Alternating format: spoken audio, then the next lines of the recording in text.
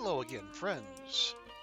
Welcome back to twitch.tv/trooperberry, and welcome back to Vampire Therapist, where we are about to start our fourth round of sessions with our clients, and judging by the direction of the storylines, I think we might be getting close to the end of the game.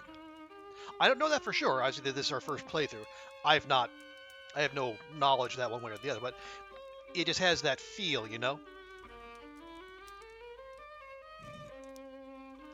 Let's see, where were we? Okay, yeah, we were there.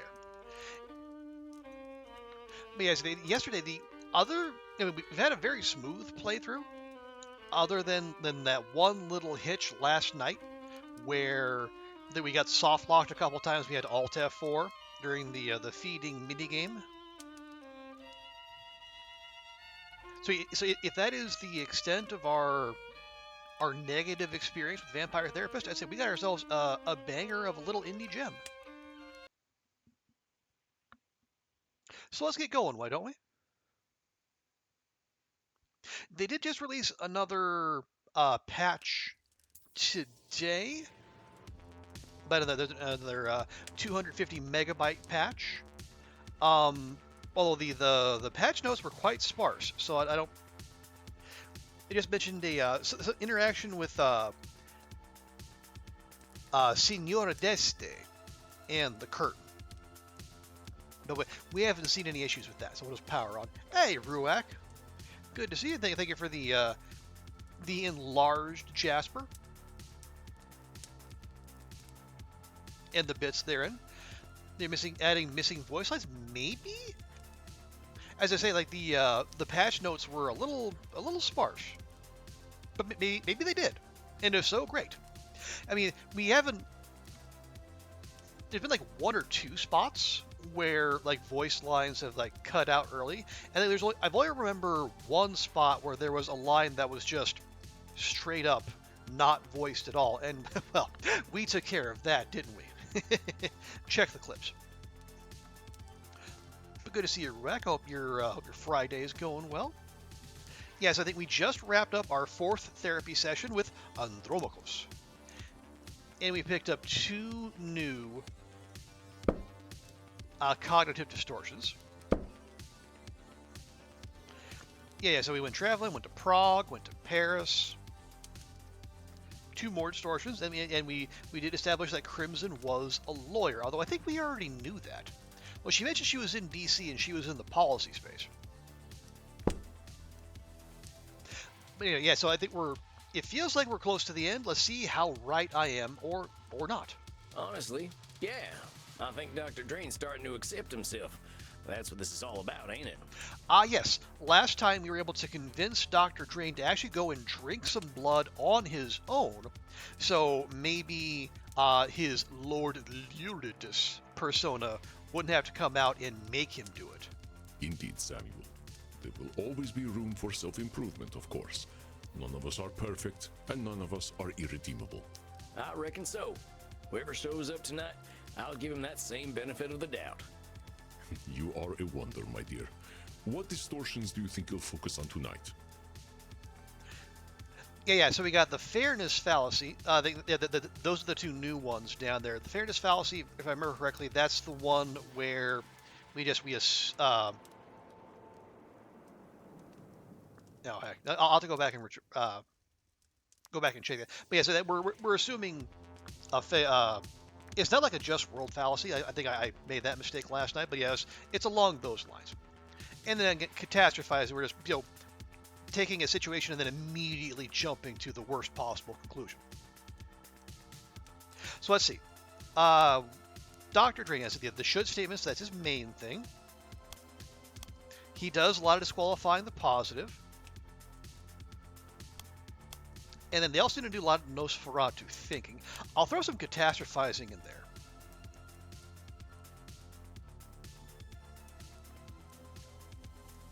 And then what else do we think? Oh yeah. I think last time there was some like blaming Luridus for stuff he was doing or not doing.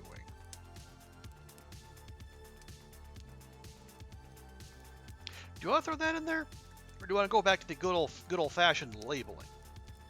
No, let's be bold. Let's push out the boat. Let's go with some blaming. I think these are the ones that are likely to come up. But now let me also remind myself.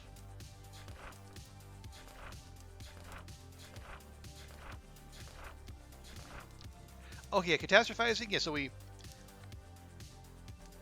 expecting disaster from the smallest issues and being honest. Yeah, so taking an issue and then extrapolating to the worst possible conclusion. Fairness fallacy. It's a fairness fallacy to assume our picture of what's fair is the only reasonable outcome. Okay, yeah, so along those lines. They all do, one way or another. We are wildly irrational beings, my friend. But I will leave you to Dr. Drayne. All right, I think I'm ready. Here it comes. Hello, darling. Miss me? Okay, this is not what I expected. Oh, boy. Look, are we gonna have a civilized meeting this time, or are you gonna break them fangs out? I'm going to do exactly what I want to do. And you know what? You're going to love it, American. Ooh, does it involve firearms? So lay your cares and your underpants at the door, because Lord Luridus is here to take you away. I guess Dr. Drayne's back on the stuff again. Why don't you ask the little worm yourself? Oh, Doctor, your master summons you. Hello, Sam. Oh, well, that's new. Doc, what's going on here? Why is Lord Luridus calling himself your master? Because that's what he is. You've helped me accept that, curse you. Whoa there, compadre. How did I help you accept Lord Luridus as your master?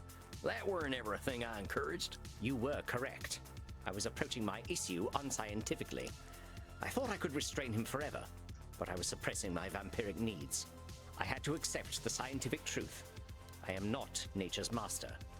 Nature is the master of all. To fight that reality is folly. Okay, that is...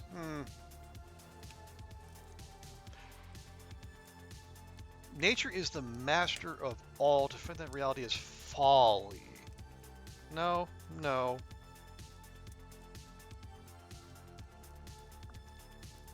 Yeah, it does very much feel like very, very black and white thinking. Hey, Andrea, good to see you. Hope your Friday's going well. Have you busted out the bubbly yet, or is that still on ice? Now hold on there, cowpoke. That's some extreme thinking there. I'm no scientist, but ain't finding nature as natural as nature itself? You're just babbling now. I ain't. Isn't fighting nature where we all come from? Why we walked out of the sea in the first place? Why anything lives? Evolution is the inevitable result of a species' fight for survival. Those best adapted to their environments thrive, and those who do not, die. It is not done with intent. Yeah, but them species are fighting nature, ain't they? And the fighting's what makes them what they are. You have not made it to a cottage today. Oh, good. So everything for the double issue is out. So now you get to take some time for yourself and just chill and head to the cottage. Lovely. Well, I hope you have a fantastic time out there. And yeah, probably wait, hold off on the bubbly till you actually arrive. That seems like the prudent thing to do. Having an open alcoholic beverage in a moving vehicle doesn't always come across well, even if you're not the one driving. A simplistic interpretation, though I suppose not inaccurate, but still. Either way, that's fantastic. So have you? Yeah, I think, when is the last time I saw you streaming? It's been a little bit. Yeah, because you've been away doing stuff, like doing your day job, among other things. So yeah, I look forward to catching you on stream again. We can hear all about Montreal and then the work on the issue and the whatnot. So Sometimes it takes a day or two to go from crush mode to celebrate mode. Understandable. Like we human beings are not machines where you can just downshift gears with a little flick of a knob or whatever. You can tell I've never driven a stick. Yeah, feels like it. But whenever you're ready, your adoring public will be there waiting.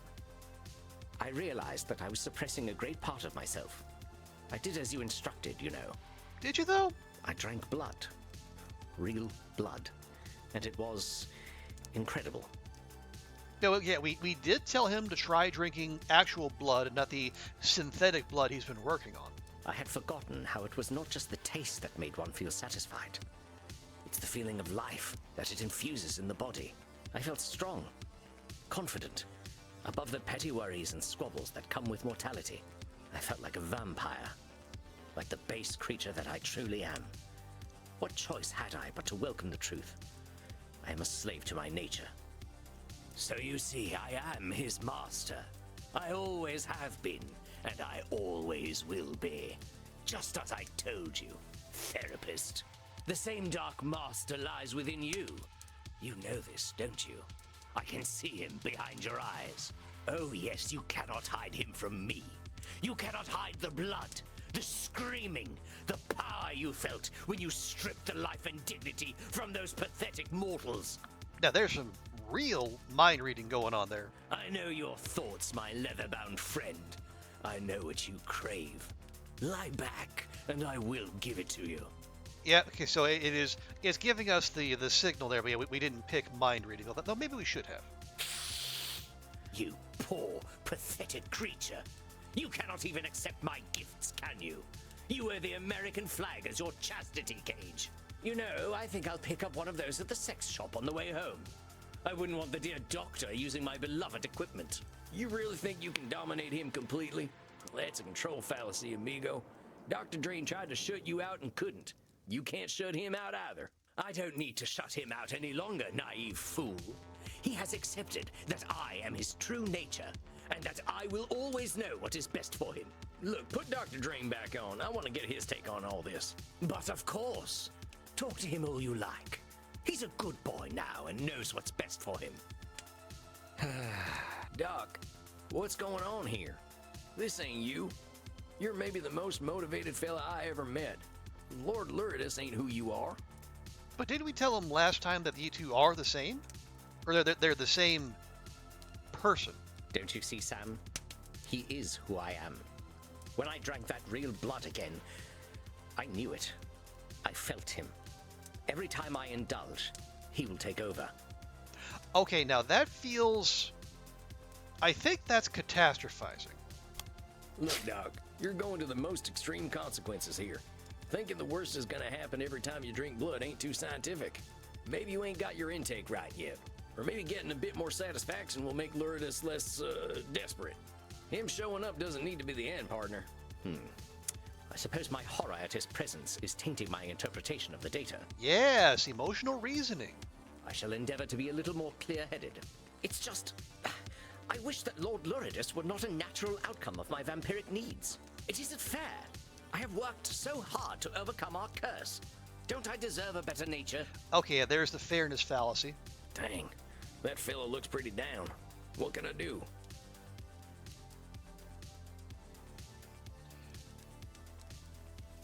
Well, I don't think he's in the mood for humor. Not that he ever has been. So we can give him some cowboy wisdom, or just tell him things will be okay. Would he be open to cowboy wisdom? He hasn't been all that accepting of it in the past. But tell him things will be okay. It seems a little banal, a little easy. Hey, partner. Things are gonna be okay. Do you know that? Can you even make a reasonable hypothesis? I assume you can show the research that led you to the conclusion that things are going to be okay. After all, if you are merely spouting empty platitudes, clearly you have no idea who you're dealing with. Well, let me get back to you on that. Partner, I gotta pass on a little cowboy wisdom here. And that is, a horse is a horse. Of course, of course. Okay, so we got to go back to our horse sense, our horse magic, our horse whispering, if you will. Good God. I think my brain just succumbed to age and rotted out of my head. If that is cowboy wisdom, I shudder to imagine what cowboy ignorance is. I'm serious. Tell me, Doc, what is a horse? Equus ferus cabalus, an ungulate of the family Equidae. Herbivorous perissodactyls, they... No, I didn't say classify a horse. I asked what is a horse. What do you mean, what is a horse? I'm asking just that. Don't describe it, just tell me, what's a horse? What the hell are you saying? A horse is a horse. That's what I said. Of course. I'm sorry, when is the sunrise today? I think I should like to meet it. And what are you, Dr. Drayne? I'm a vampire. And a vampire is a vampire. Of course. So what would you tell a friend who's feeling bad about being a vampire? I would tell them that it is ridiculous to feel bad about what they are. And so why don't you tell yourself the same thing? Well, let's soften that up a little. I would tell them there is no reason to feel bad about what they are. So why don't you tell yourself that? You all right there, partner? Just give me a moment. Dr. Drayne, there is no reason to feel bad about what you are. Yeehaw! Now that's what I'm talking about. Sam, read the room, all right?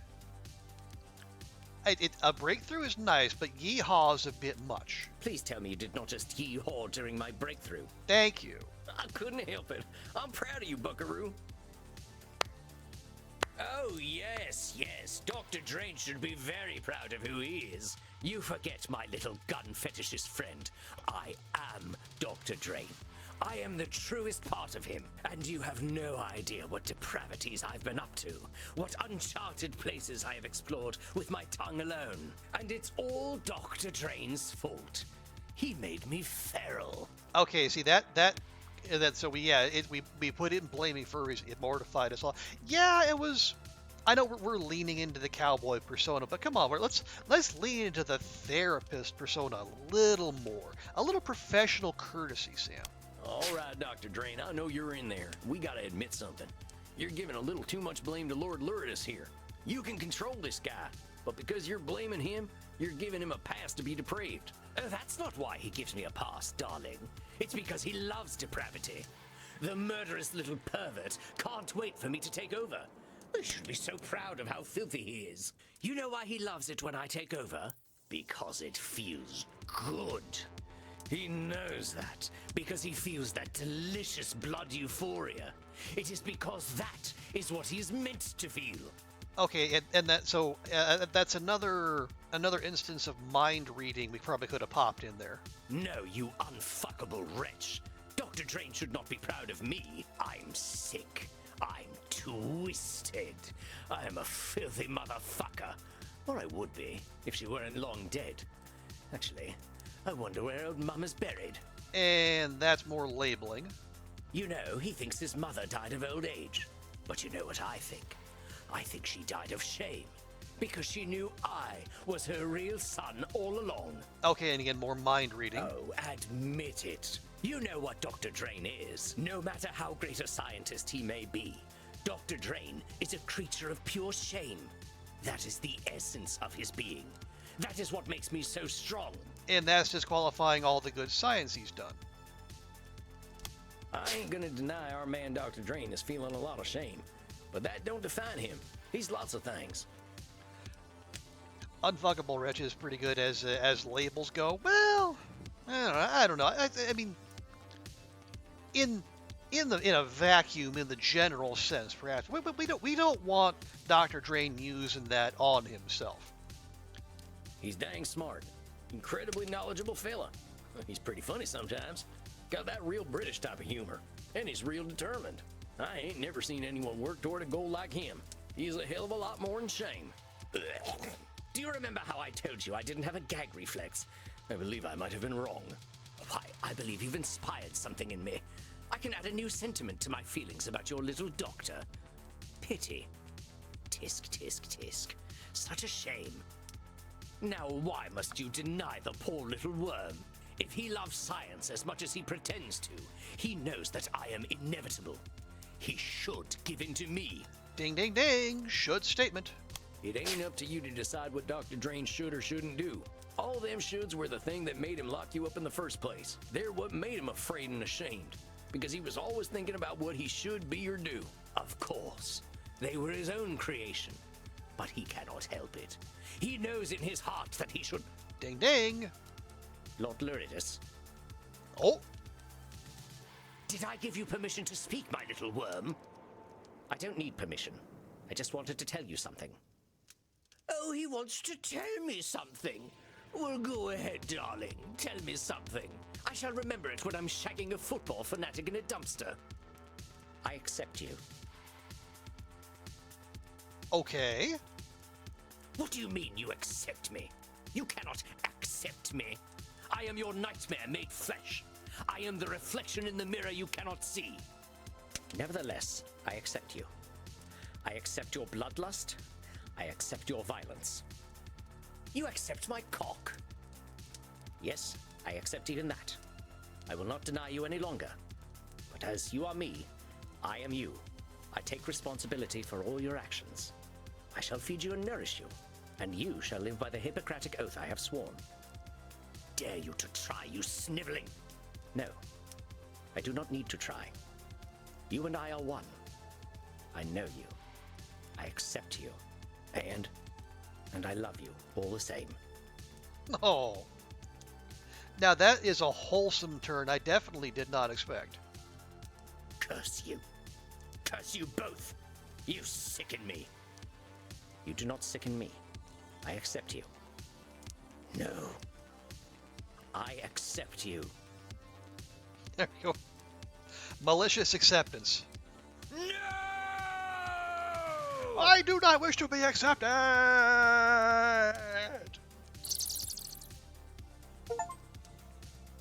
Oh, nice. Achievement. Harmonious healing helped Dr. Drayne find himself. And he actually looks remarkably relaxed. Dr. Drayne? Are you all right? His sort of reputation. Yeah. So it was.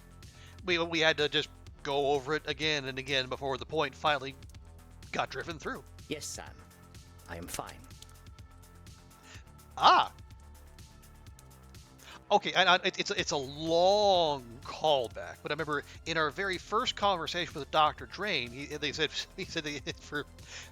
I'm obviously not fine, but for the purposes of conversational integrity, I am fine. But now that all these many weeks later, he is in fact fine. It's Chekhov's fine, I guess. You look fine. I feel fine. It is a very new feeling. I'm not sure I know what to do with it. I can't believe I'm saying this, but do you want to go down and dance in the club? Dance? Dance? Would I like to dance? What, Sam like to dance? That's new. Yes. Yes, I would like to dance.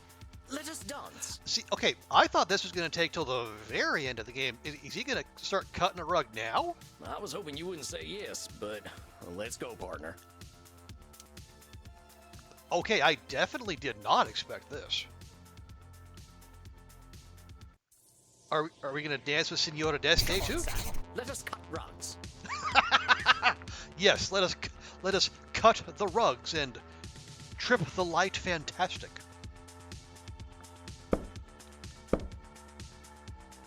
Huge breakthrough today. Dr. Drayne accepted Lord Luridus and all his needs. I think it's going to be smooth sailing from here on in. Dr. Drayne figured out that Lord Luridus' needs aren't bad or good. Dr. Drayne accepted that he's a vampire, and that comes with certain realities.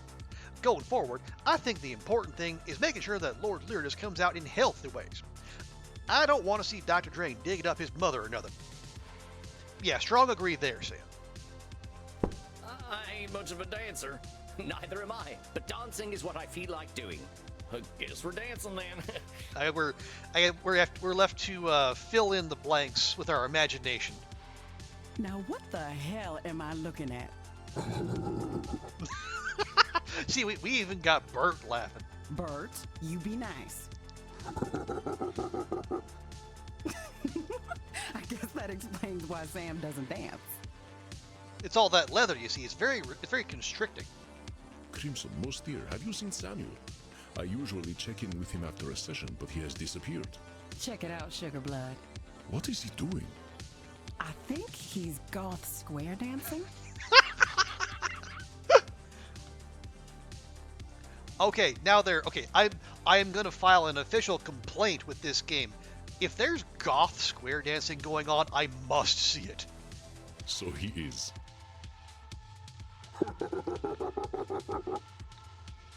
My thoughts exactly, Bert. We should not laugh. Now circle right and do-si-do. But then again, that is a should statement.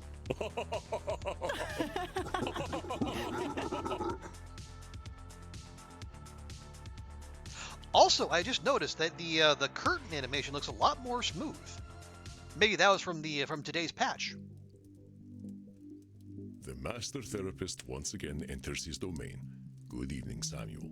Also, there's a checkpoint saved notification up there on the top right. That is new as well. Why isn't that nifty?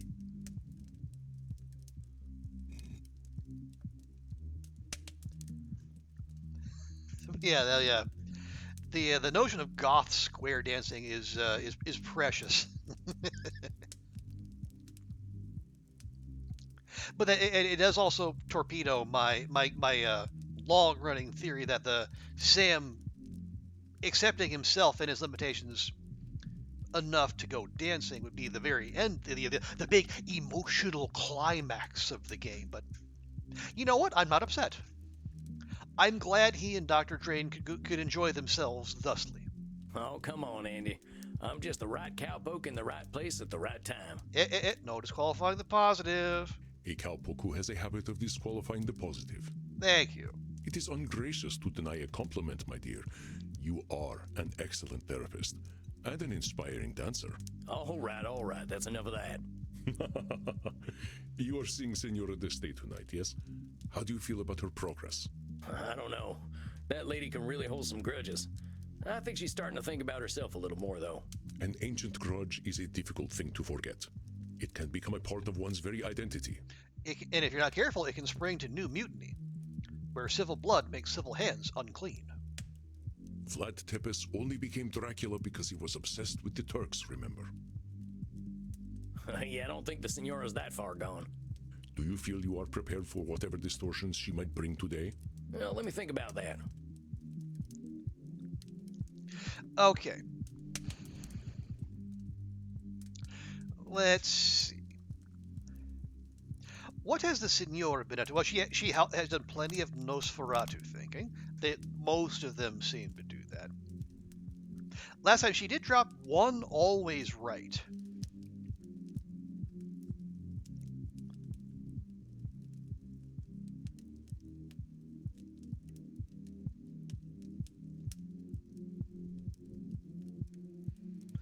She hasn't done much disqualifying the positive. That's Sam's thing more than anything else. She did do some emotional reasoning, I think. Mind reading, maybe?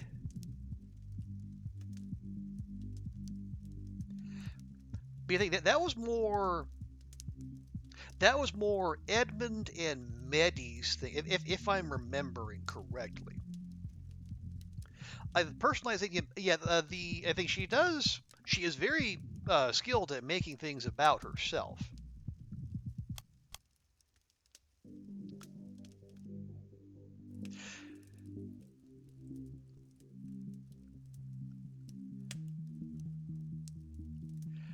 Let's see, and one more. Labeling, nah. Blaming, she hasn't really done that, I don't think. Mostly she takes all the blame and puts it on herself.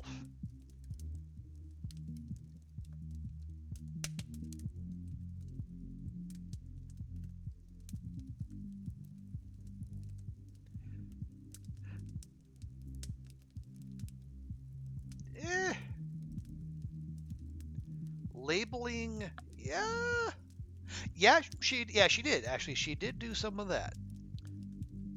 Okay, yeah, we'll go with that. We'll go with 2 new ones and 2 old ones. All right, filled my chamber. I'm ready to go. Ugh. I don't remember people being like this about crossbows. Well, you can take the cowboy out of the West, but you can't take the West out of the cowboy.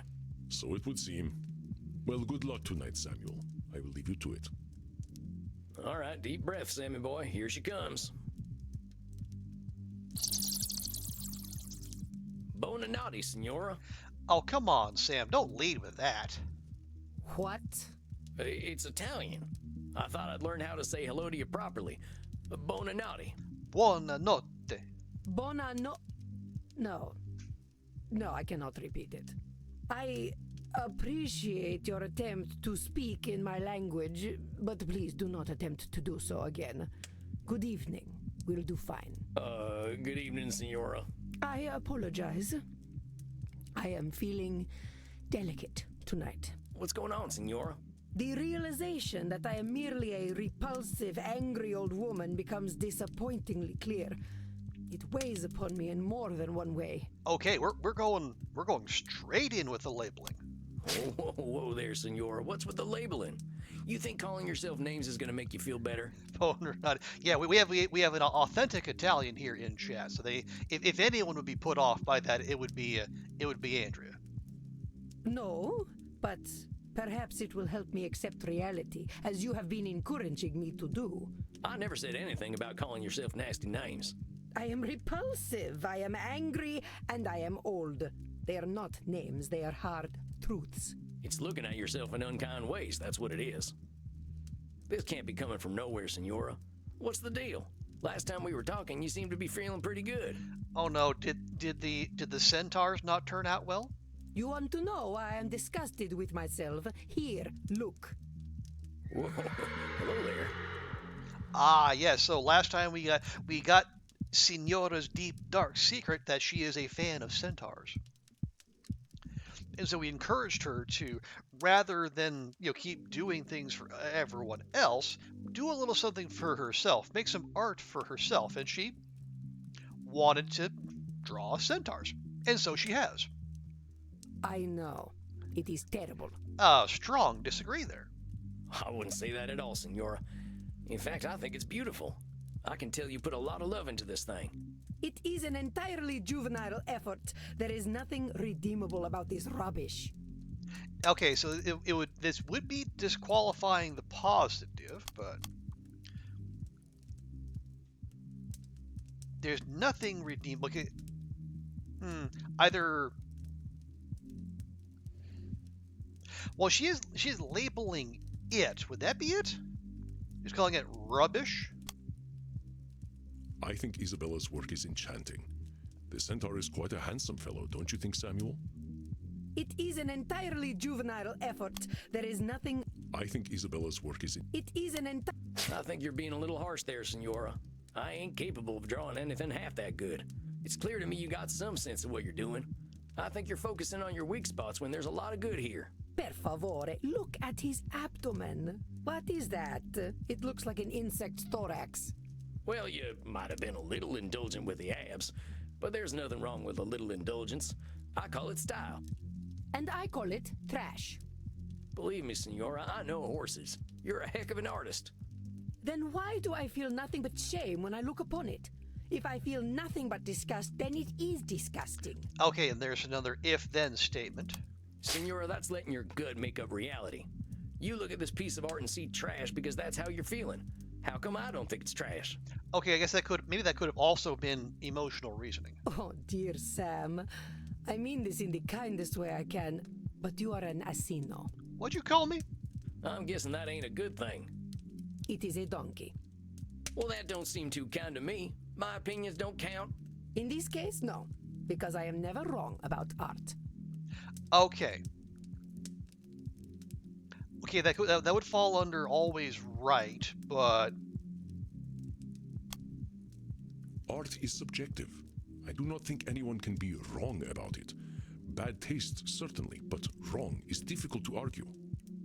In this case, no, because I gotta challenge you on that, Signora. Saying you're always right about art? Well, that can't be true. Art is always changing. Oh, so we got an achievement. distortionception. Find a distortion within a distortion. I didn't even know I did that. I've seen some European art from before your time that was supposed to be perfect, and dang, that baby Jesus always looks about 50. And they had no sense of perspective. Barbarians. Don't judge your art based on how you alone feel. Feelings ain't reality, and someone else is always going to have another opinion. See? Feels ain't reals. And that's coming from a vampire, so you know it's true. You are indeed correct. But no one will see this insult to Chiron. Now, what the heck did you go and do that for, Signora? No. I did what one should do with garbage. It is better that the world never see such horrors. Okay, that is, well, first off, should statement, but... Signora, if you think there's nothing good about this piece, I think you need a vampire optometrist more than a vampire therapist. Oh, is that the sequel? Vampire Optometrist? Yeah, maybe it ain't your idea of perfect, but heck, what is? If you want to see real horror, ask me to draw anything other than my gun. I mean, what are you really looking for here, Signora? You looking to bring this fella to life with your brush? You think if you don't produce something completely perfect, it's garbage? Yes. I apply the same standards to myself as I do to everyone else. And how's that working out for you? Leonardo da Vinci once painted an illustration of my city of Mantua for me. It was beautiful. Leonardo had a mastery over art that modern mortals will never understand. So if you're not Leonardo da Vinci, you're garbage. That doesn't leave a lot of room. But it was full of imperfections. The shape of one of the windows was wrong. The clouds looked slightly unnatural. I lit the painting on fire rather than let him embarrass himself. So why would I choose to embarrass myself? You lit a Leonardo da Vinci on fire? I lit rubbish on fire. Da Vinci painted it, but it was still rubbish. Dang, that fella must have been terrified of you. He was, though he had no reason to be. All he had to do was be better. It had nothing to do with me. Okay, and that's blaming pretty clearly. Signora, this need for perfection you've got, it ain't doing good things for you. How can you say this? By demanding perfection, I improve the work of others. I improve the work of myself. And make yourself miserable in the process. Well, maybe that's true, but you're doing something less useful. And what is that?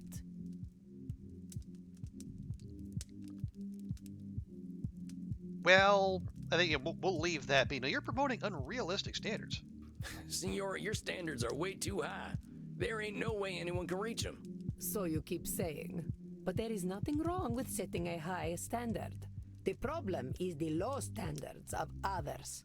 But if you set your standard unachievably high, you're dooming any effort to failure. It is shameful to not strive for greatness.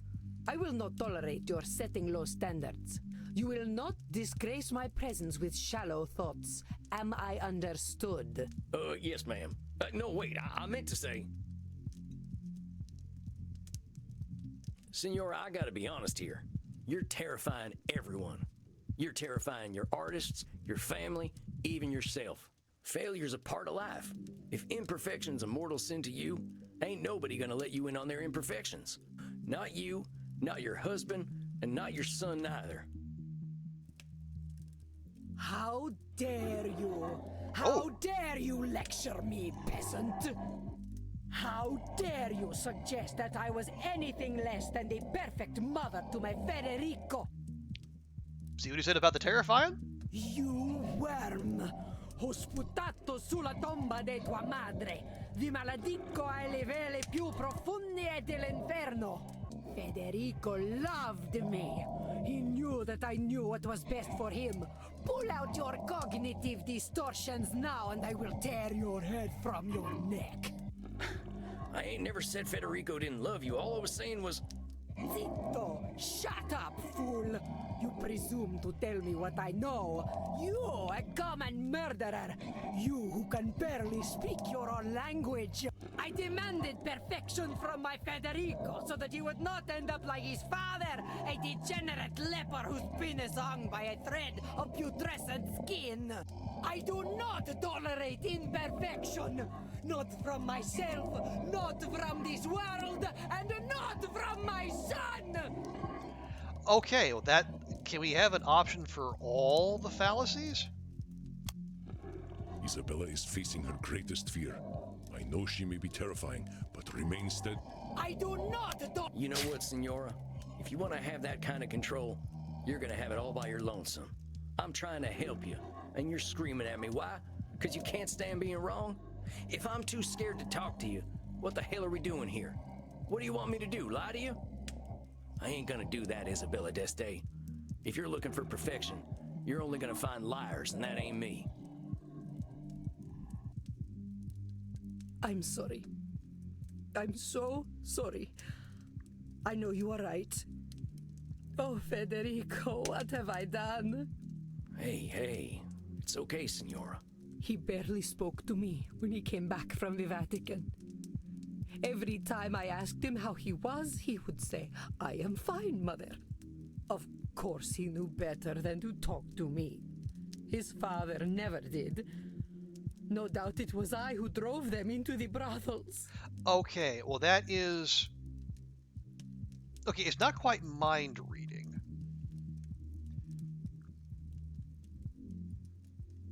And it does kind of feel like it could be personalization, making it about herself. I was the one who drove. No, I mean they made the choice. It wasn't you. I think that's simplifying things a little, Signora. Your boys made their own decisions. There probably were a lot of reasons they went to the brothels, but putting it all on yourself just ain't accurate. You couldn't read their minds or control their behaviors. Perhaps not. But I am certain their whores did not criticize them as I did.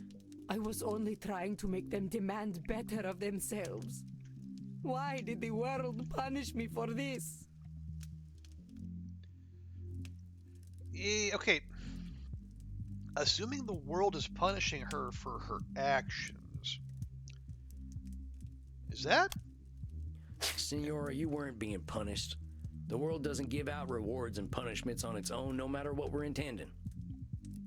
I guess maybe that could have also have been a fairness fallacy. And it definitely ain't singling you out. Of course. The world does not care for Isabella d'Este. Good intentions count for nothing. Now come on. Signora, you're going to extremes again. Good intentions can be their own reward.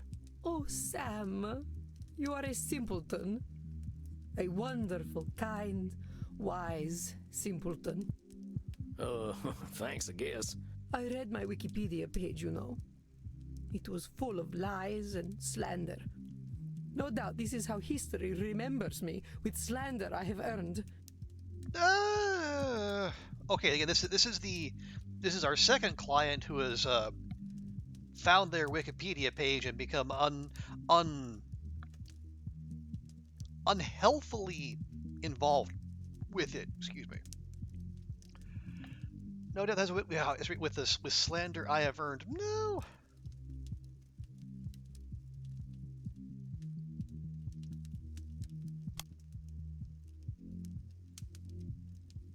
I have read the Signora's Wikipedia page, and I believe this is somewhat of an oversimplification on her part. I read my Wikipedia page. I don't think a single Wikipedia page is going to determine how humanity remembers you, Signora. You know, I dare say, Rueck, most of us probably don't have a Wikipedia page, and maybe that's for the best.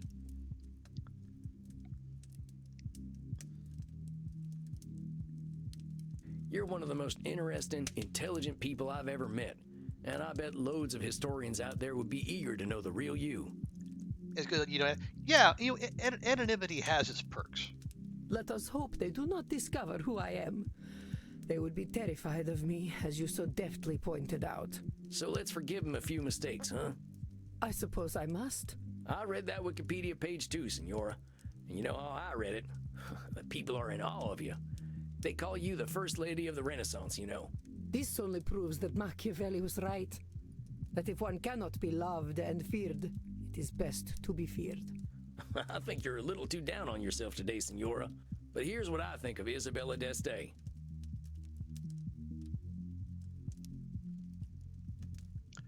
Well, yes, and yes. But, I mean, she's clearly ambitious, clearly intelligent, but Yeah, I mean, she cares. I mean, she cares so much it's leading her to do self-destructive things, but she cares a massive amount. You know what? You come off as pretty harsh. I think we can agree on that. But you're a caring person. You want the best for the people you care about, no matter how hard it is on you. You literally gave your life to care for your family. No one has ever called me a caring person before. Am I wrong? Going through death for family seems like you care a lot. A little too much, perhaps. I ain't gonna disagree with you there.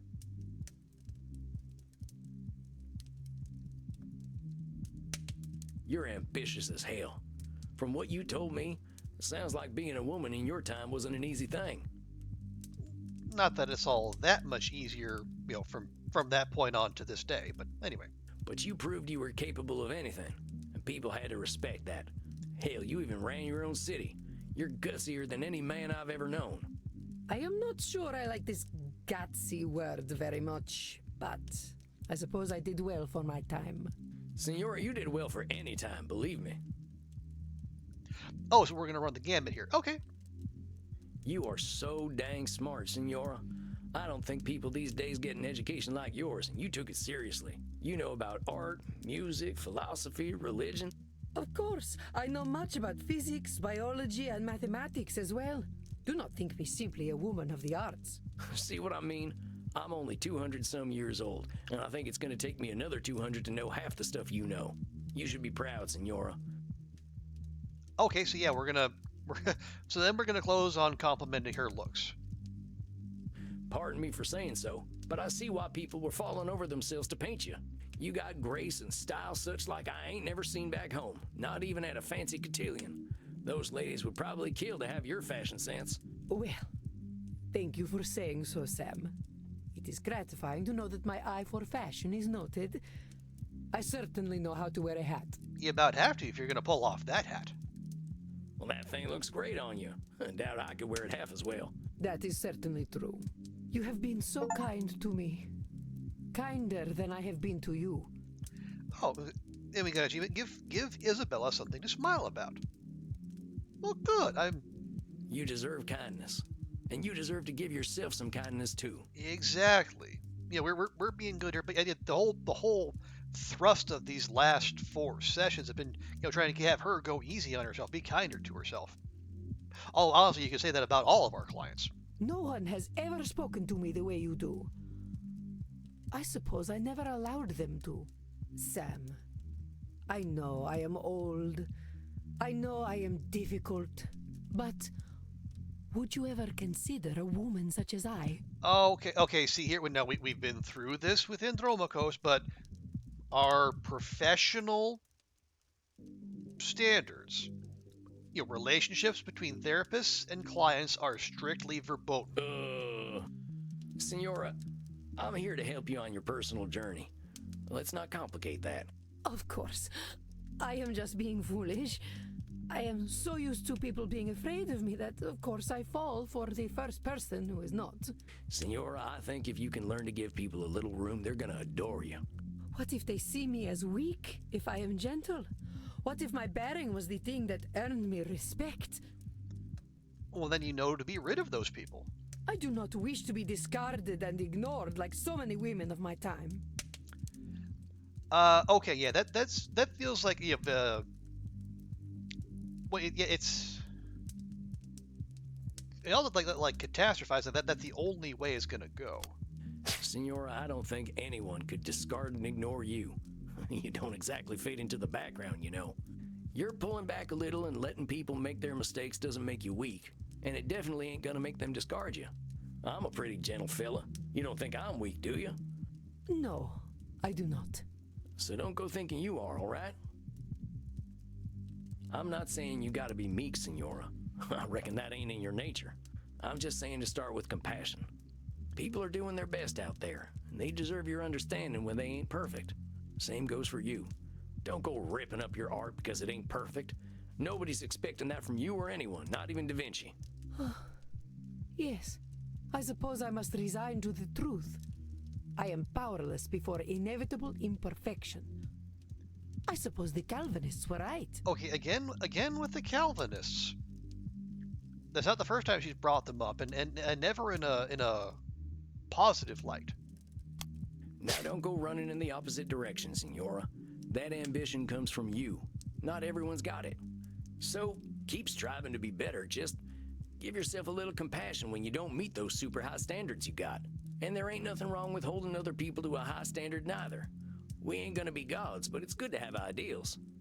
I believe you are wiser than I, Samwells. It is most humbling. A slow horse who can still get his carrots is quicker than the ones who run past him. And then you say something like that, and I am no longer quite so humbled. Don't be humbled by me, Signora. I'm a simple man, just a more honest one these days. Look, let's remember what brought you in here in the first place. You saw that Space Wars movie and all its problems, right? I want to give you a challenge. I want you to find a piece of art to like. That would, of course, be Space Trek. Anything. A painting, some music, a movie, heck, even a video game. And you enjoy that thing for what it is, not hate it for what it isn't. A video game, you say? Video games are not art. Oh, strong disagree. Strongest of disagrees. Do you know that, Signora? I bet there's lots of video games with redeeming value. One of my clients plays a whole bunch of them. I do not think they are for me. Well, fair enough. Just find something, and we can talk about it next time. You can use the internet. I hear it's full of lists of things people like. Oh wait, that next time? Very well. I will do this then. Okay, so it felt like we were done with Dr. Drayne. Is there going to be a fifth round? Sam, thank you for being so kind to me. Well, I'll thank you to join me in being kind to you, okay, Signora? I'll see you in a few weeks. Yes. Well then, goodbye, Sam. Until we meet again. Adios, Signora. Well, well. A confession of love from the First Lady of the Renaissance. Maybe not with every client. Yeah, it does feel like, at the very least, Dr. Drayne is where we want him to be. Oh, shucks, she ain't in love with me. I know, I am teasing. But I am impressed, Samuel. You warmed her dead heart. It was touch and go there for a bit. I thought she really was gonna rip my head off. But you were not afraid, as she said. They make strong men in the American West. Tough living will do that to you, sure enough. Then let us relax. I hear you were dancing the other night. Oh, nuts. Do not be embarrassed, Samuel, but let us go downstairs. The night is still young and there's much to celebrate. Okay, last time we went down onto the floor. Okay, you know what? Just to be safe, we'll drop a safety save here. Because we did have that one issue yesterday. All right, Andy. I think I'm game for a little R&R.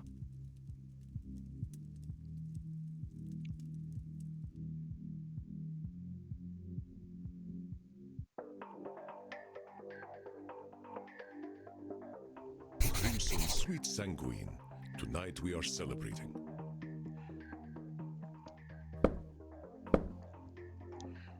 Well, turns out I was right that the Signora hadn't let her real anger out yet. Damn near ripped my head off tonight, but she's feeling her feelings. She seems to have accepted that she could have loved her son without controlling him. Now blames herself for pushing her husband and son away. She's afraid of being forgotten or just remembered as a mean old lady. Poor Signora. I think tonight was good but hard for her. From here on in, we gotta start focusing on what brings her and her alone satisfaction. Okay, so yeah, that does very much give off the vibe that there's more to do there.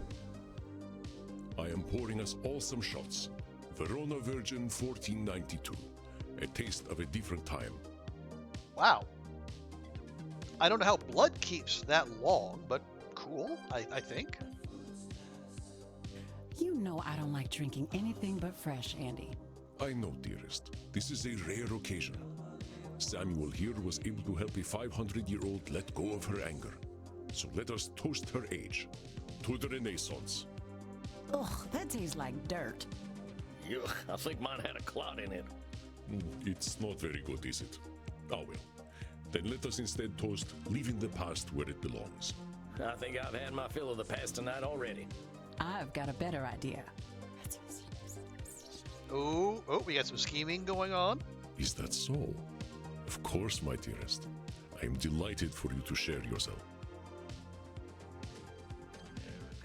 Wait. Are we gonna drink from Crimson?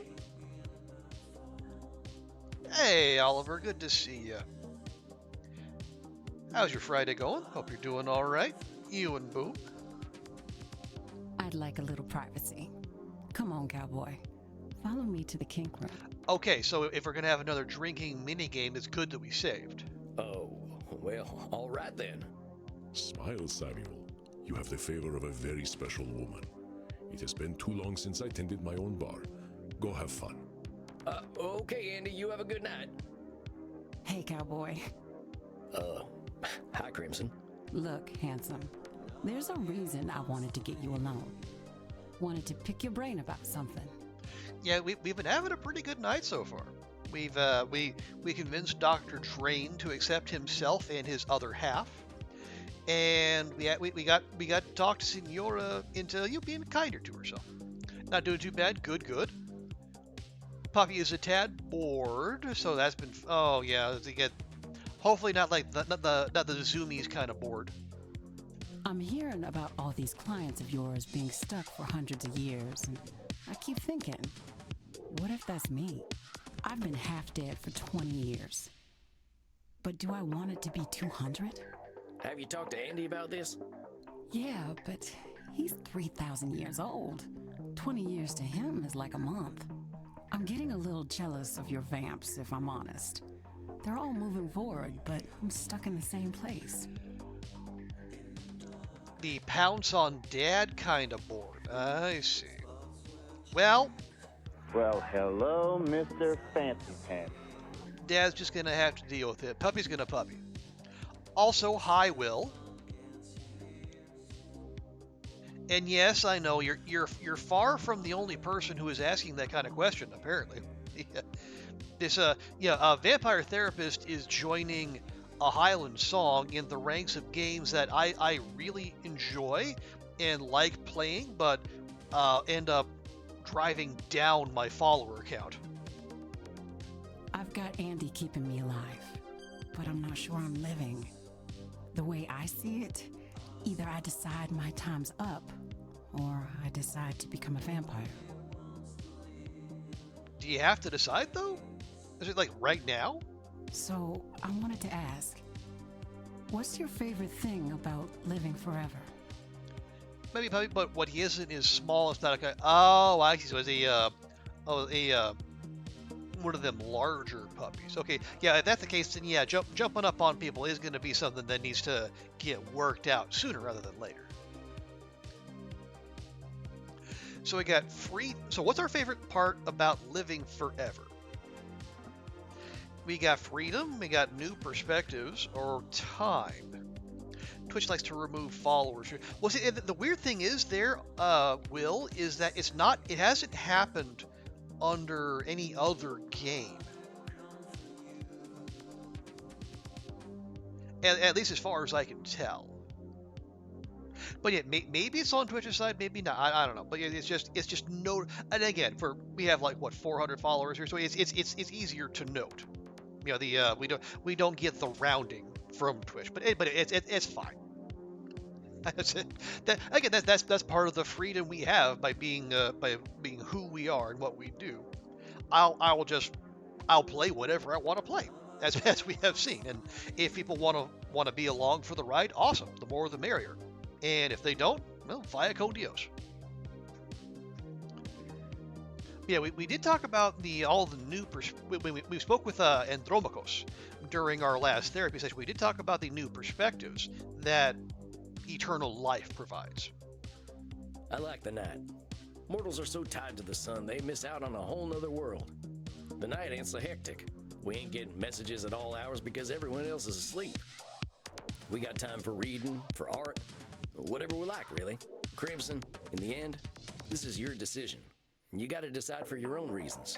I know. You're right, Sam. It's helpful to get a youngster's perspective, though.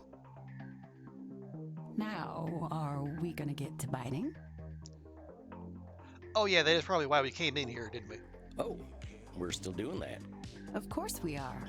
Get in here, cowboy.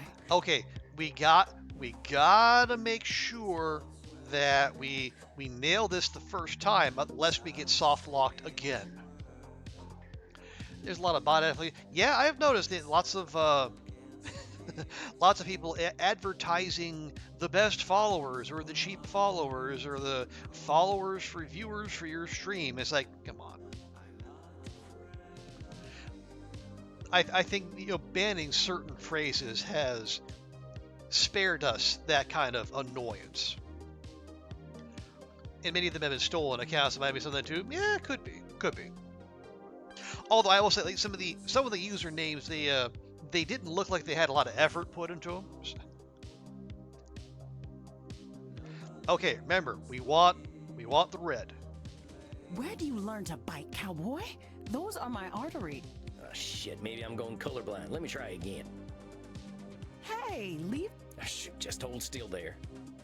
I'm afraid of cutting the roof of my mouth open with that collar. Come on, cowboy. Relax. Take it slow. Hey, leave my art. God Shoot, damn. just hold still there. How long are we gonna do this? I'm afraid of cutting the roof of. Come on, cowboy. Relax. Take it slow. Quit it, Sam. Sorry, I'm a little clumsy tonight. Ow, maybe you could. I only take the collar off for Andy. You're just gonna need better. That is something else. All right, there. God, that was. I was at the mini game. Not my favorite part of the vampire therapist experience, but it's fine. Whatever. Follow me and if I don't know. Will it? Well, I did follow you, and you did. I mean, you have subscribed to the channel, so I guess in the strictest terms, you did in fact make good on that. Not bad, cowboy. But you don't need to bite. Just let your teeth sink in next time. If your partner is relaxed, they'll just slide right in. Oh, well, thanks, Crimson. I'll try to remember that. Bet you're pretty sleepy now, huh? Well, yeah, now that you mention it. Go get some sleep then, cowboy. And Sam, thank you. I'm glad you're around. Where else would I be? I'm glad to be of service, ma'am. You have a fine evening.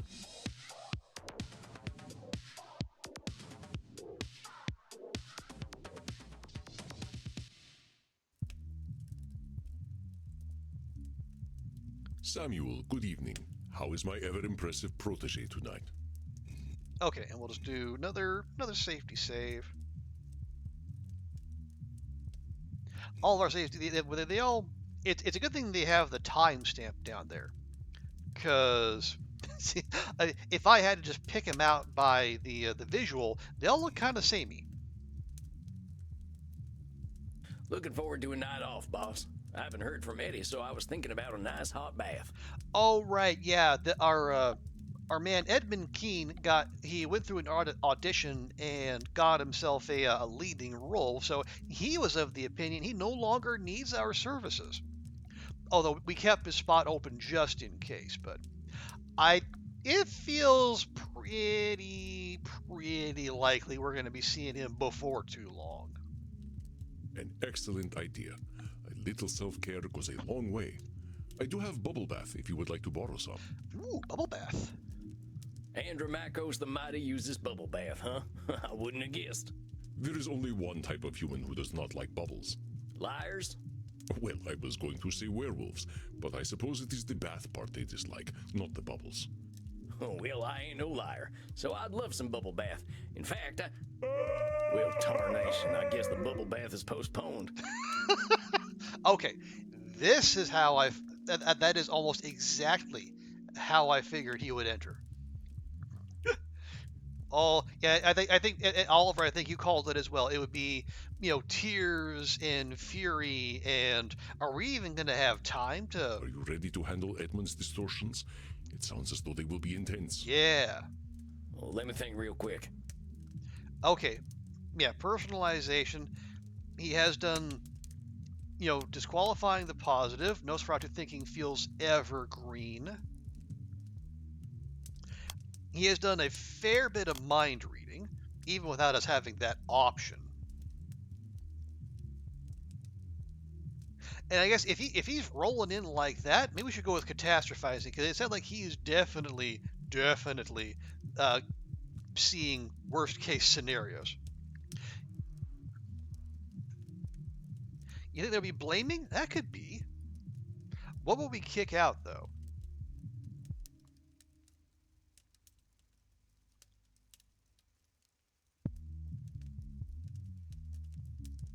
Maybe catastrophizing.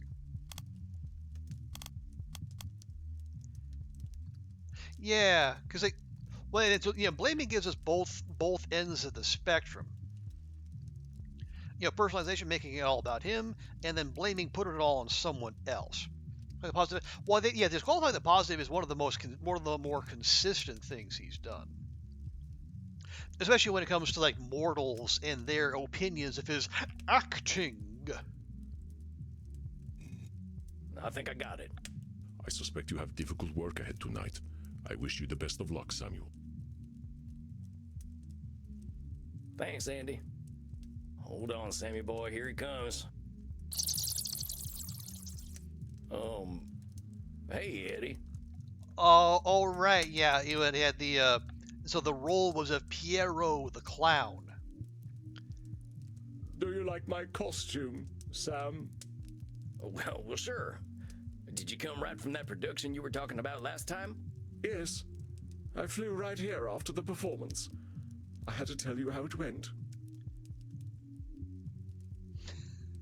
So, how did it go? How do you think it went, Sam? You should have been there. You could have seen how the audience reacted. They loved me. Okay. Hey, well, that's fantastic, Eddie. I was a little worried when I heard you coming. I wasn't expecting you tonight. But why would you worry? You knew who I was. The great Edmund Keene. Of course the audience would love me. Oh, my dear boy. How they did laugh at the great clown Pierrot. Is that not the desired outcome? Well, that's amazing, Eddie. Gave that Grimaldi fellow a run for his money, huh? Grimaldi would have never achieved as many laughs as I clearly earned. You don't sound too happy about it, Eddie. Pierrot is supposed to be a tragic clown, but they laughed. They just laughed and laughed and laughed. And laughed and laughed. Oh, Eddie. They laughed at my heartbreak when my wife left me for a respectable man. They laughed when I held my dying child in my arms. They laughed as I succumbed to drink, damning God for not taking me. I wonder if this audience maybe didn't understand the assignment. They laughed as I slit my own throat, when 'twas no trick, for I am already dead. So you see, it was all very, very funny. Eddie, I'm so sorry. That reaction sounds horrifying. No, but of course it wasn't. I believe this role was made for me. It was made so that people could laugh at me. So laugh, my dear boy. Laugh. Okay, the role was made for you, making it about you. Eddie, I know you're hurting right now. I know people can be cruel, but they ain't looking to be cruel to you in particular. That's one of them cognitive distortions. Personalization. It means, Shut up! Shut up! Shut up! Shut up! Don't tell me a fucking thing about cognitive distortions! Do you think I don't know what they are? Do you think I do not employ each and every one, every single moment of every single day? I am a professional liar, but no lie is so carefully constructed as that of Edmund Keene. You told me to deal with reality as it is. So be it. This is Edmund Keene. My dude, this is one performance. A minstrel, a jester, a fool, a clown. A clown whose greatest joke is to pretend for even a moment that he is not one. Labeling, labeling, labeling, labeling, labeling. But you see, my dear boy, all that is impressive about Edmund Keene is just illusion. It has always been an illusion. That is what the stage is, but it is my life as well. Okay, and so this is like textbook, down the middle of disqualifying the positive. I don't believe that for a second, Eddie. We're the sum of our experiences, and you bring something to that stage no one else can. Maybe if you were a robot, we'd be having a different conversation. But you're disqualifying the positive things you bring, not just to the stage, but in yourself. Honeyed words will never be sweet enough to mask the taste of truth, my dear boy. There is no Edmund Keene, only a pile of lies. Go ahead and ask me, therapist. Ask me, who is Edmund Keene? Who is Edmund Keene? A miserable pile of secrets. But enough talk. How about you? Nay, do not ask. I will tell you. Edmund Keene is nothing. There is no Edmund Keene. I have never met the man, or even the boy. I have known Shylock, Richard III, Hamlet, Lear, Othello, Macbeth, Romeo, Cupid. But people loved all of those characters. Wherefore would they love Edmund? Edmund had to become a character as well. And I have played Edmund for so long that naught lies beneath. A hollow man sits before you. As the vampires have said, what is a man anyway? A miserable pile of secrets. See? A mountain of pretty lies. Eddie, that ain't true, and I'll tell you why.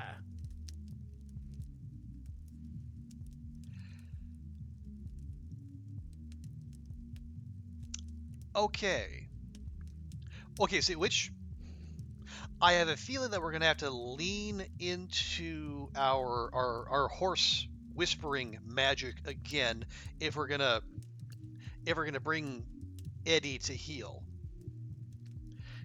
That's not going to help, I don't think. I don't think he'll believe you. So life ain't miserable. You're saying life's miserable, but it ain't. There's a lot to enjoy about it if we care to look. You lie as well as I do. Life is misery. It is a series of bitter trials, and the time in between trials is only long enough to give us hope. A fool's hope. The next misery is always around the corner, and the best we can hope to do is cover it up with more lies. That is what I have done. I am a most excellent liar. But here's the thing, Eddie.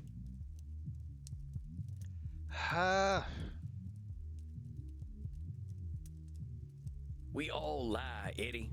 Deep down, we're all still scared animals who can't tell the difference between a booing audience and a lion ripping out our throats.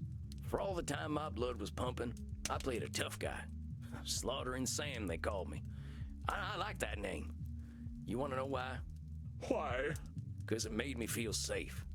Under that grizzled exterior, I was still just a scared little boy. But that little boy was me, Eddie. You understand me? Though we have played different parts, the character underneath is the same, perhaps. Do you remember that I played Cupid as a boy? You brought it up multiple times. That was your breakout role, right? I learned that if I smiled and spoke sweetly, people would view me as something other than street trash. I wouldn't have to go hungry. I wouldn't have to be sold to some bloated factory owner. Edmund Keene was worthless to anyone. Another mouth to feed, another body to clothe. So I knew I had to make him disappear. I thought if I suppressed Edmund and became the character the public wanted, I would be rewarded.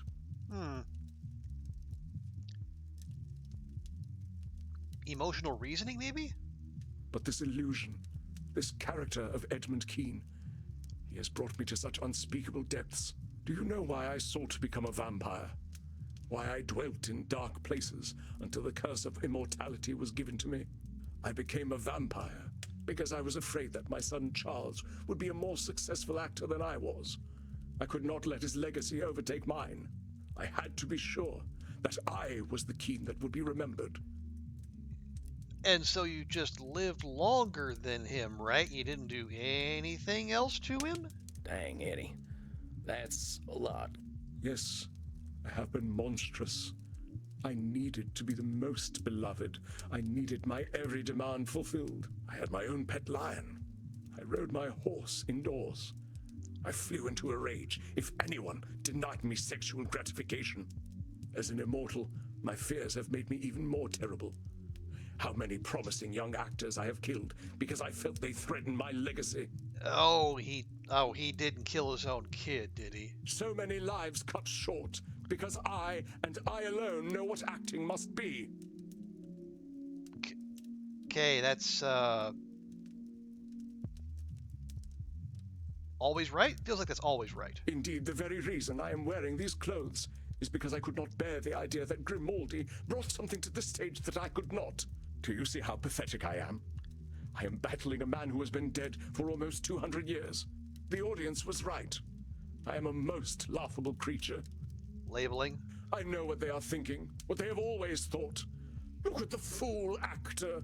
Look how he debases himself by begging for our approval. I know what they're thinking. Reading minds. Eddie, you don't know what they're thinking. At all. We've been going over this for months now. All you know is what you know. You're concerning yourself with the thoughts of everyone else that you can't even know. It ain't no wonder that you got no sense of self. Yes, you're right. I see that now. This monster that is Edmund Keene was created for the audience, but I do not know them. I believe 'twas not my talents that earned the adoration of the public. Perhaps they only ever loved me because I demanded they do so. They only ever loved him because they demanded they... They only liked him because he demanded they do... No, I think it feels like disqualifying. I mean, we have established Edmund is an outstanding actor. They loved him because he's good at what he does. You're going to extremes again, Eddie. Again, you don't know what an audience is thinking. Disqualifying the positive things an audience might see is just as unrealistic as thinking everyone thought you were the greatest actor of all time. Well, the good news, Eddie, is that you can't just demand someone to love you. If they had nothing to gain from being Edmund Keene fans, why were they Edmund Keene fans? I suppose. The important thing here is accept things as they are, compadre. I cannot accept things as they are, my dear boy. How can I?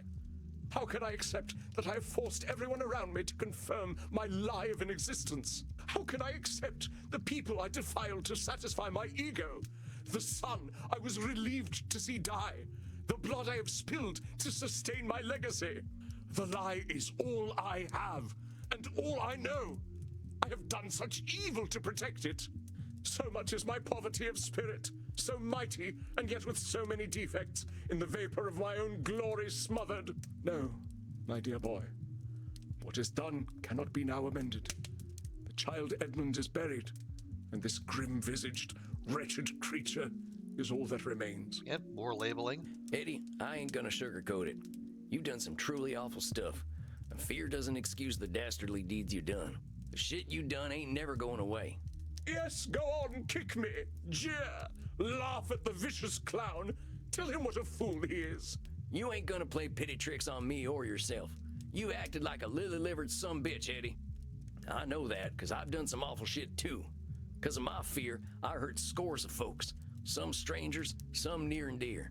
And because of my fear, I pushed all that stuff down deep where no one could see it, just like you.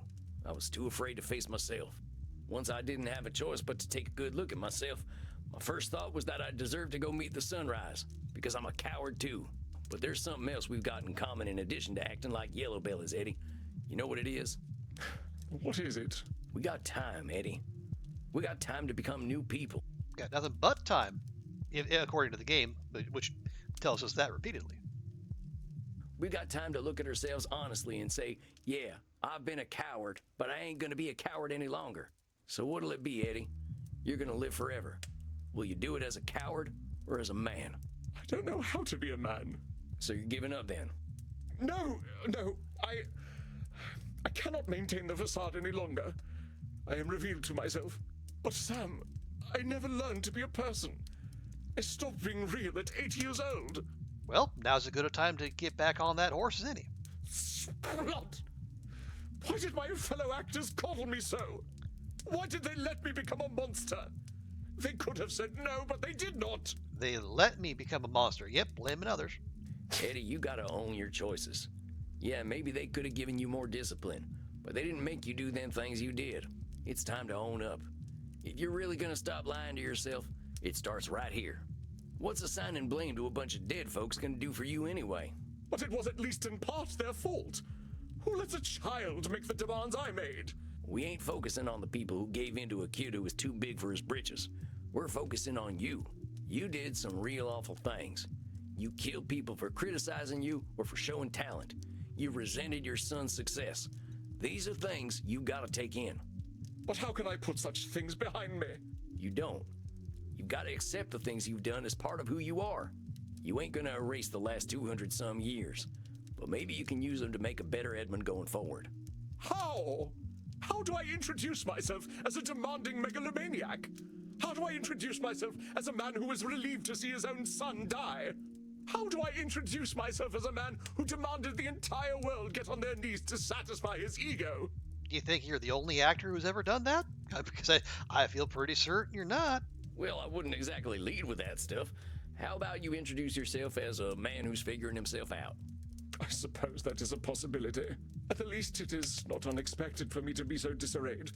It is known that we actors are all by nature an insecure people. I mean, there's a hint of truth to that, but no, that is definitely a stereotype more than anything. So we're all insecure. I believe Edmund is using his profession as cover for his indiscretions. Do not let him, Samuel. At the least, it is not unexpected for me to be so disarrayed. It is known that we actors are all by... No, Eddie, you're overgeneralizing. Painting all actors with a broad brush so it makes you look better. You're blaming your profession, and that's a damn cop-out. Yeah, there are some real fatty arbuckles out there, actors who carve a path of destruction. But there are plenty of stage folk out there who lead humble lives, loving their craft without hurting other people. So I'll thank you not to hide behind bad actors. Bad actors? Now that is funny. Perhaps I need to find an identity beyond the stage. It protected me in my youth, but I do not think that it serves me any longer. I mean, that would be a good start. That might be worth exploring, Eddie. But what if I am nothing without the stage? What if I seek other endeavors, but there are none for me?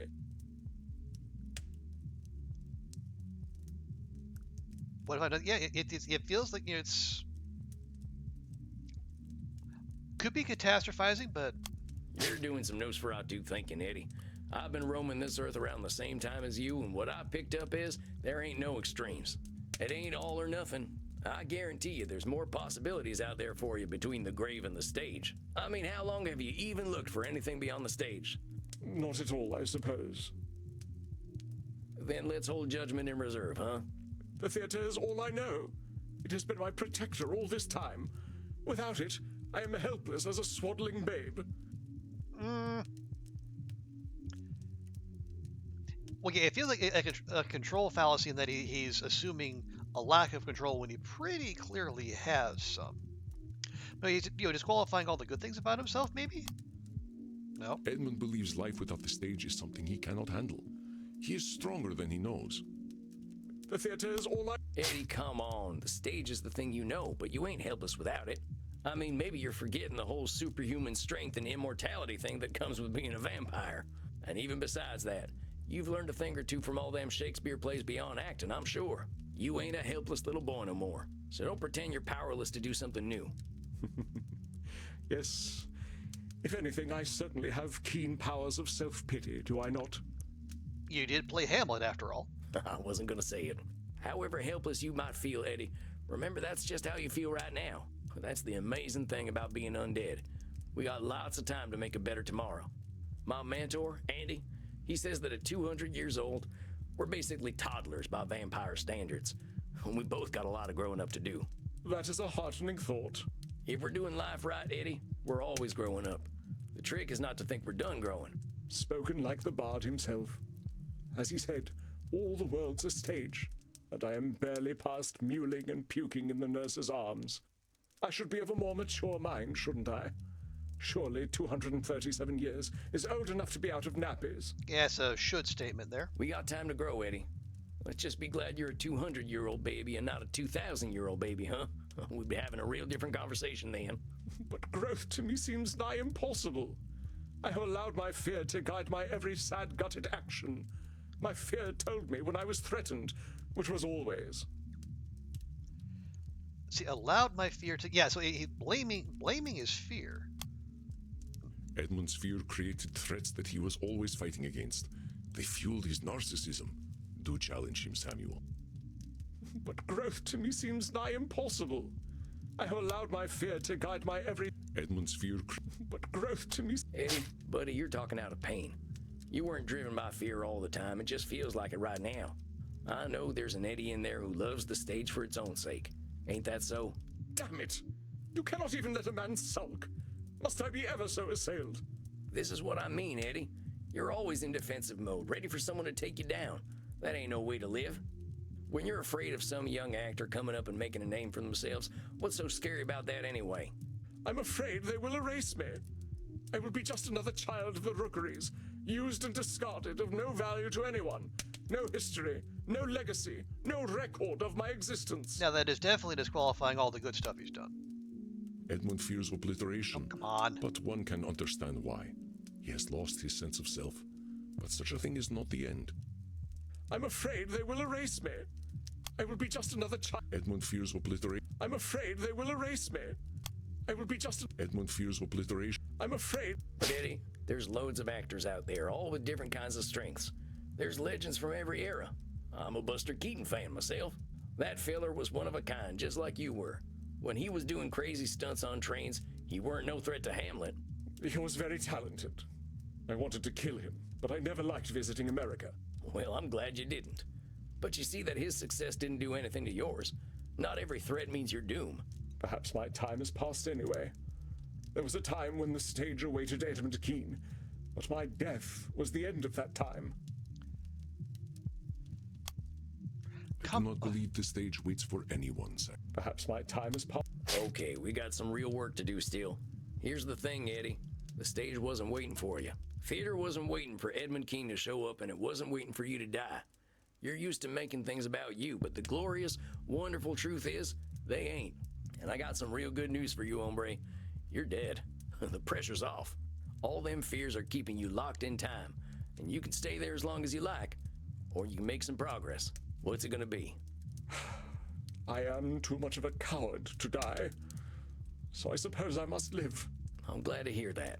I believe I should go away somewhere cold and dark, where I might be alone with my thoughts. I think that's a great idea. I did the same thing, and it changed my life.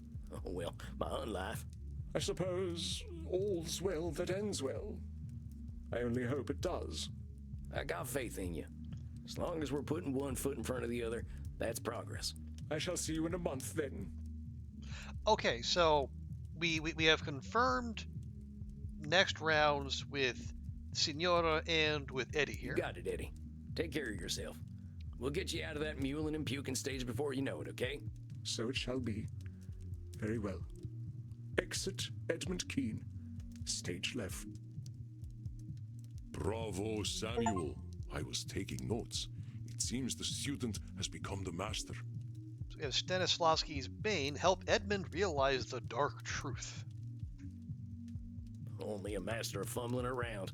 I knew I was taking a risk there. You were, but perhaps such risks are justified with such an extreme personality. He attempted to gaslight you, but you held fast and challenged him, sternly but fairly. Yeah, I did notice the flames picking up there in the background. I think that's the signal that Edmund is starting to gaslight us. You have a gentle nature. That must have been difficult. I didn't want to drive him off the edge. I just saw him close to making a breakthrough, and I didn't want him to start sinking again. Well, you can now count yourself among a very small number of therapists who have made a breakthrough with such a one. I do not count myself among them. And you let me handle Edmund? I had faith in you, Samuel. You affirmed it magnificently. Now, please, go downstairs and find a friendly neck. You deserve it. Okay, the incident of last night has made me just a little bit skittish, so we'll drop a safety save. A drink sounds mighty nice right about now.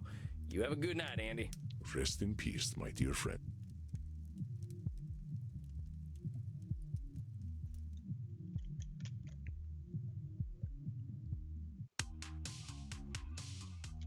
Dang, I'm a little shaken up after that one.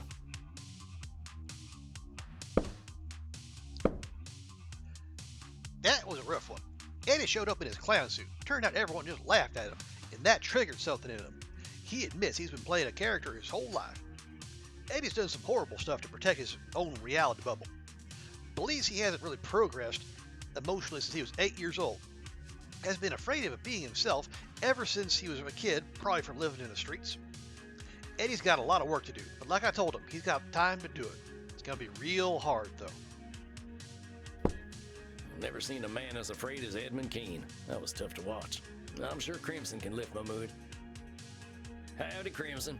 What's the matter, cowboy? You look a little paler than usual. Oh, just had a real tough session. Watched a man who'd been wearing a mask for 200 years finally take it off, and it weren't pretty. Had to happen, though. The fella's got a long road ahead of him, but at least he's taking his first steps. Think this'll do the trick then? I call this a bloody cowboy martini. Shaken, not stirred. I'm proud of you, Sam. Starting over is hard, especially when you've been spinning your wheels for a long time. Well, that's the nice thing about being a vampire. We got time to start over. Cheers to that. To rebirth. It seems you walk ever in the path of the Lord, my son. Ah, yes, this is Kieran, the goth priest we met last time. He said it was by scripture and dark metal ordained. Oh, hey, Kieran. I did not mean to intrude. I noted your discomfort and wish to offer you succor in the kink room. You mind, Crimson? Not at all. Go drink your fill, cowboy. Come, my son. Now then, I heard you speak of rebirth. Yeah, it's something we vampires have to do a lot of. I was just worried about one of my clients having trouble with their rebirth. I know it is painful, my son. When we are born again, we leave a part of ourselves behind. Like the lizard who sloughs its dead skin, or the mortal who journeys into the mosh pit, we emerge purer than before. Sounds like you've got a lot of perspective on this stuff, Kieran. I know you must have questions, my son. Please, ask. Well, that just seems rude if he said just giving us the option to start asking questions, but I mean, we might as well. From your spiritual perspective, can we ever truly start over? My son, you know the answer already. We beings of flesh and blood are also beings of judgment. However, we do not stand in judgment of mortals, but of ourselves. If you believe you have defeated your demons, then you have. Yeah, that's true. Reminds me a lot of should statements. And defeating demons is pretty badass, ain't it? Yes, it is the demons who should fear us, my son. Did you have more questions? Yeah, we might as well, to do the whole suite here. Ain't being reborn just rejecting who we were? I wasn't a good guy, Kieran, but I don't want to erase my dark days. My son, only in Christ do we truly receive absolution and become beings of pure light. Our darkness defines us. We cannot reject it, just as we cannot reject the Almighty. It is part of us. But do not be shamed by it, my son. Your darkness is beautiful and unique, as is your journey through the darkness. Kinda sounds like disqualifying the positive to me. Actually, it's liner notes from a metal album I'm fond of. Did you have more questions to ask? From your spiritual perspective, how do we know when it's time for a rebirth? An hour, a week, a year, a millennium. The answer, my son, is when we are ready. Only the Lord decides when that is. The Lord giveth, and the Lord taketh away, and all is according to his will. Yeah, Kieran is definitely an outlier. The rest of the game has steered well clear of religious talk and symbolism and whatnot. Well, that sounds like a control fallacy, though. We can't let someone else make our decisions for us. My son, all your trials, the world you live in, they are all his work. So, yeah, and it also sounds like Sam isn't necessarily on board here. He leads you to the truth. When he has prepared you fully, you will accept it and join him along with the dearly departed gods of metal. Did you have more questions for me, my son? No, I think that's enough. That's enough proselytizing for one night. Why ain't your lord the fire and brimstone type that's marked my kind for centuries? The Lord did not do these things. That is the work of man. Even they work through him and face their own dark journeys. But eventually, we will all be blessed and return to his bosom to rock for all eternity. It is not for man to judge. Well, I've got a lady who would love to meet you. I think a few men of the cloth did her dirty. Men will ever seek power. But I know some simply seek blood. Are you ready to receive succor, my son? Okay, let's see if we can do it in at least fewer attempts this time. Yeah, but I really wish you'd stop calling it that. There we go, first try.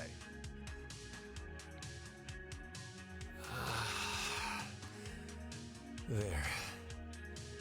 May you be sustained and fulfilled. May you shepherd your lost sheep, as I shepherd the children of the night.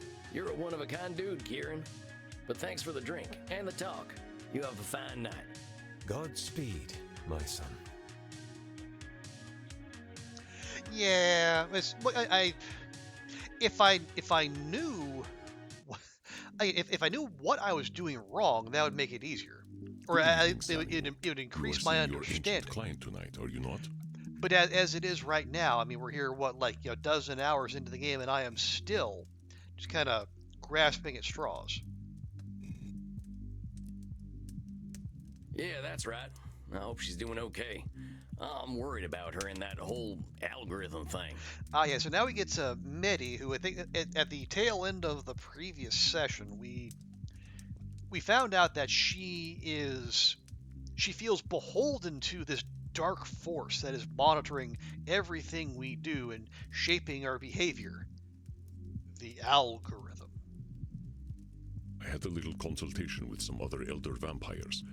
We have developed a theory, though I hope we are wrong. We believe the algorithm is a demon, known to few, named Raziel. Even I have only ever heard whispers of his name. Honestly, that's as good a theory as any. In mythology, he is a fallen angel, believed to have recorded every action, every change of state for all things on this earth into a great book. This book of knowledge he shared with the first mortals. But mortals were not designed to process so much information at once. So, and that's why AI was invented. They made judgments and reinforced behavior based on information they could not understand. Raziel watched as the mortals inevitably used the book to suppress free will, and he was cast down for his terrible mistake. We believe that Raziel has returned. Perhaps he believes that with computers, he can attempt to pass infinite knowledge to humanity once more. Terrible things will happen if this comes to pass. I would urge great caution, Samuel. Find out what you can about this algorithm. We may have dark work to do. Ooh, dark work? That sounds exciting. What the hell? Fallen angels? Ancient books of knowledge? What the heck have I walked into? We don't have this kind of shit in America. I am old enough to be mythological myself, Samuel. Myth often contains truth. The important question is how much. We do not know what effect he may have had on Meddy, but do not worry. Show her the same compassion you show all your clients, and that will open any doors that can open. All right, I better prepare for this one. It sounds like it might be a doozy. Okay, so yeah, Meddy does a lot overgeneralization, particularly as involves mortals. She also likes labeling. We've seen that. Nosferatu thinking just feels like it's a broadly applicable. So what else? Well, last time she did do some mind reading, and we didn't have that option available to us. Let's pop that in there. Disqualifying the positive, not so much.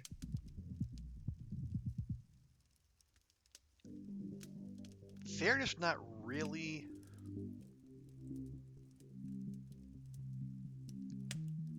We could do personalization. She kind of gave off the vibe that the whole internet was changing because of her. So personalization could be useful.